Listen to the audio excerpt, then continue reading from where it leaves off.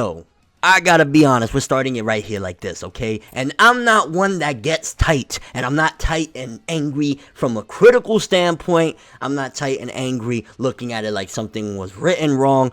I'm tight and angry from a moral standpoint, from a man that has values. I'm a little bit tight, and it's supposed to be this way, so this is a good thing. But nevertheless, as a fan, because some people be like, I don't know if y'all think I'm a robot or some shit, and I just don't have fan opinions, but as a fan, I'm like, what happened to Jiren, bro? What happened to Jiren in episode 130 of Dragon Ball Super? Now, it's more so of a rhetorical question, because obviously we know what happened with Jiren, and to be honest with you, it's not that surprising, but it did surprise me, because honestly, if you look at Jiren, you see, okay, he had that backstory, and I think now, episodes like 130 really gives context and kind of makes that backstory a little bit more interesting and a little bit more valuable in a sense, because yeah, the backstory itself, nothing to write home about. The motherfucker went through some shit like a lot of people, but you see that it is till this day, till this moment, till this fight, episode 130, still haunting Jiren and still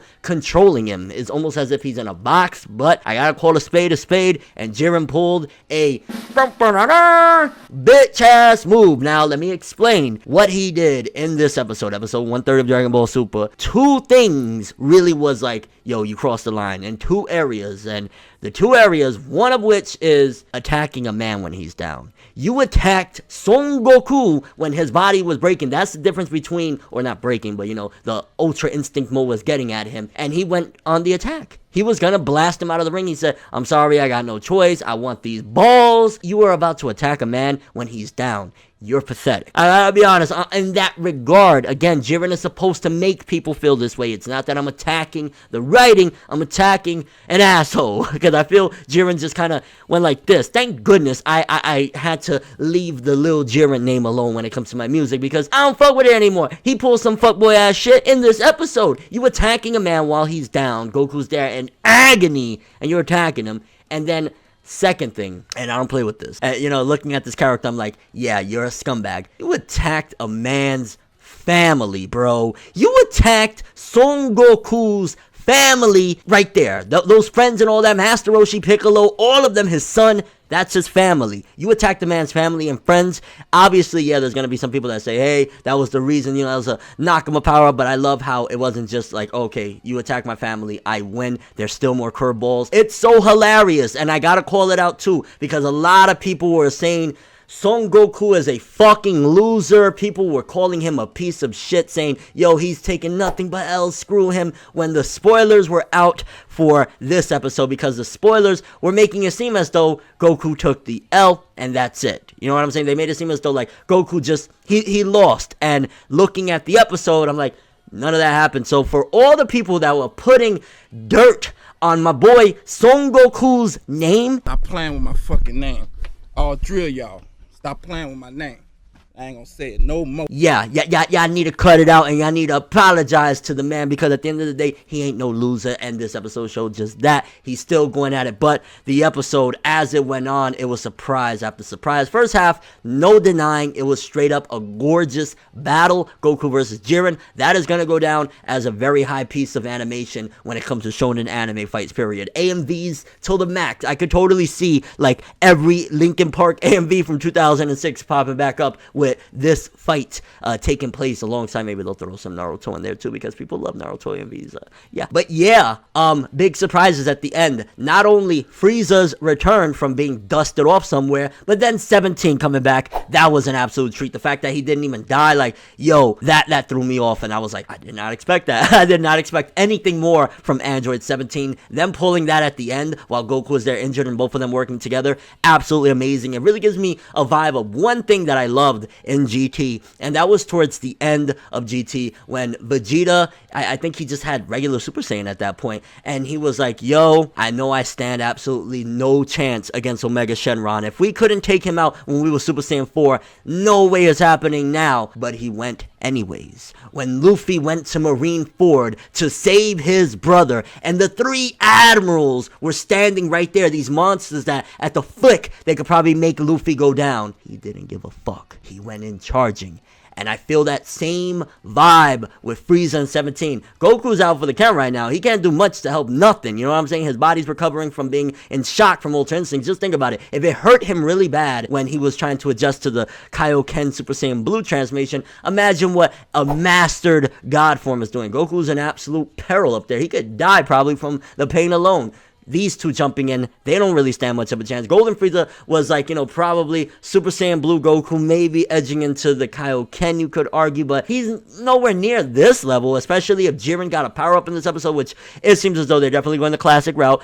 Dragon Ball has done it in the past, where I'm more powerful with a power-up. No, I'm more powerful with a power-up, so we definitely seen a little bit of that with Jiren blowing up. I thought he was going to go into the God of Destruction mode that Toppo did, but we didn't get the stash around him, so maybe he learned how to grab that power without actually, because I'm kind of wondering, where did the secret power come from? They said, him having the trauma and reliving it in his head is what boosted him, but it seems as though it's very similar to what Toppo did, except he doesn't have the thing, so who knows, maybe he knows how to kind of tap into that power without actually having the whole ritual thing going on, or again, it could just be like on some Tagoro Yu Yu Hakusho shit, where I'm not at 100% yet, here's 120%, or, when Frieza did it a million times, so that could possibly be where they're going with this whole scenario, but I loved it. I loved every bit of this episode, even the parts of me hating Jiren and calling him a fuckboy, calling him a pussy, screaming at my television screen, my fiance looking at me like, yo, bro, you losing it right now? Because I was pissed, you know what I'm saying? So just kind of looking at it from that perspective, like,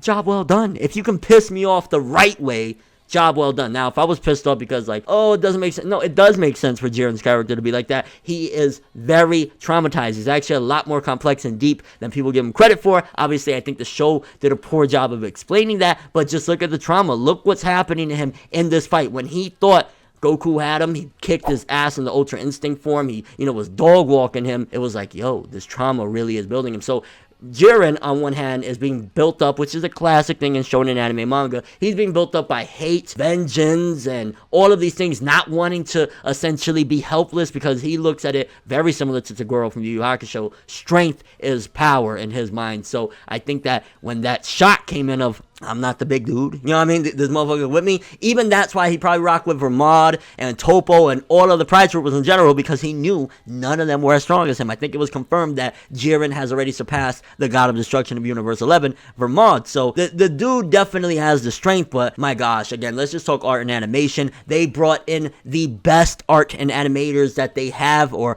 artists and animators that they have, because the shots was like, yo, this looks like the Dragon Ball Hero foil cards. That's how incredible it was, with all the filters and everything of Goku's aura and Jiren's aura. It was absolutely insane. Like, art and animation, they woohoo! 10 out of 10. Honestly, this episode I'm giving it, and I think I gave last week's episode a 10 out of 10. I'm giving this week's episode a 10 out of 10 too, and it's not on some bias shit. It's just that there was twists and turns. The combat in here is shit that is on that seasonal anime level. It looked really good. There was rarely shots of, like, every once in a while you see, like, the still frames and the panning of, like, Goku's arm just, in front of Jiren or whatever, but for the most part, they did a phenomenal job with the art and animation, the twists and turns, the fact that they did not use the same template that they've been using for so long of Goku coming in there, taking the win because he's mad that you attacked his family and friends. Nah, that doesn't work this time. That's also a good lesson for shonen anime and manga, that it shouldn't always be that easy. It shouldn't be like, you touched somebody I care about, so I automatically am stronger than you. Like, no, that shouldn't be the case at all. So I was kind of in a way glad. Honestly, I think it's interesting because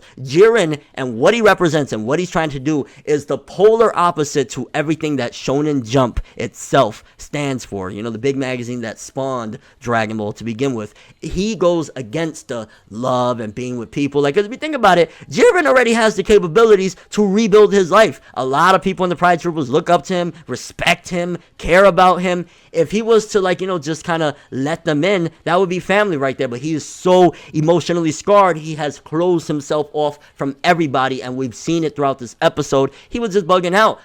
Goku's design in this episode, I just wanted to talk about real quick. In this episode, on point. Everybody on point. Goku, Jiren, even in the stands. Everything was amazing, but I gotta call it as I see it. Some of the highlights of the episode, the things that really had me jumping out of bed, because I was laying in bed. I don't want to say jumping out of my chair, because it wasn't in my chair. It was in my bed, damn it. But things that got me jumping out of bed, where I was like, yo, I got the fat rolls everywhere, bro. I'm just like, yo, I'm looking like Uncle Philip in this bitch in my bed. You know what I'm saying? Was one, Jiren and the fuckboy shit that he was doing. You don't attack a man's family, especially people like Krillin and Roshi, bro. You don't do that. No.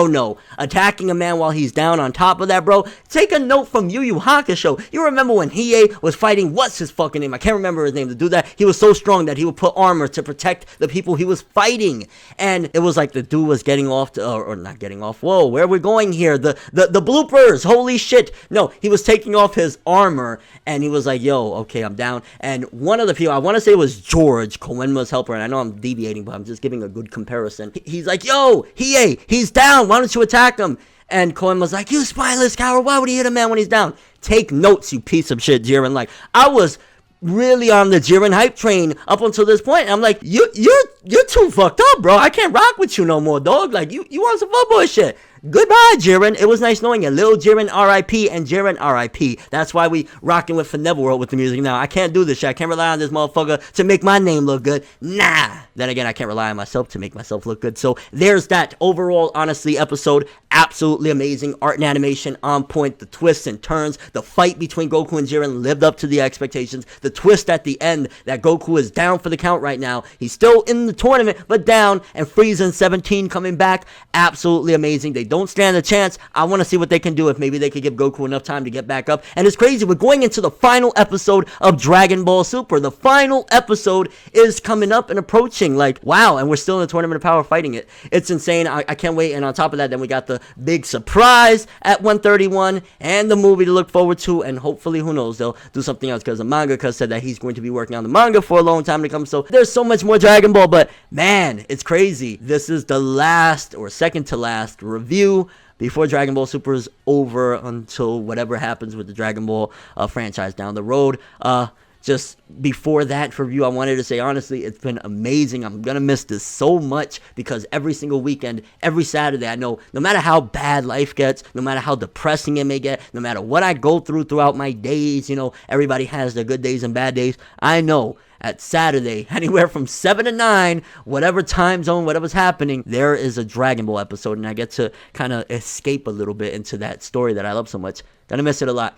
Your overall thoughts of this episode? How did you feel about the ending? 17 coming back, Frieza coming back. What was your thoughts on that? Did it throw you off? Were you mad that 17 came back? Were you happy? Honestly, because we know that he eventually is gonna come back, it didn't really bother me. Honestly, I was like, this is an easy way to get rid of that problem. Cool, why not? What do you think about Goku versus Jiren? Did it live up to the expectations? How do you feel about Jiren's character? Are you on some to Jiren type of that I am? Like, I'm on that level right now, bro. How dare you? How dare you? And your overall thoughts, again, Dragon Ball Super episode 130. I don't give a fuck. I'm giving it a 10 out of 10, boy. It was lit. But that is all I have for this one. Thanks for watching. Hope you enjoyed. If you liked anything I had to say or enjoyed the video, drop me a like. I'd greatly appreciate it. Okay, I'm gonna stop that now. Drop me a like. I'd greatly appreciate it. And if you want more from me, make sure to subscribe. Follow me on Twitter, Instagram, and stalk my Facebook to get more when the video ends. I'm ForneverWorld, and as always, people, have an awesome day. And remember the golden rule: anime and manga for life, boy. Bow. Have an awesome day. Dragon Ball Super for the win. Don't go, Goku! That's how it be though. Nothing but great effort just to get a C though. Eyes watching but we never seem to be though. Even when stakes are high we never seem to meet yo. It's always please yo, never satisfied though. What the fuck I gotta do to get by though? No matter how much I seem to fucking try though. At times I really wanna motherfucking die.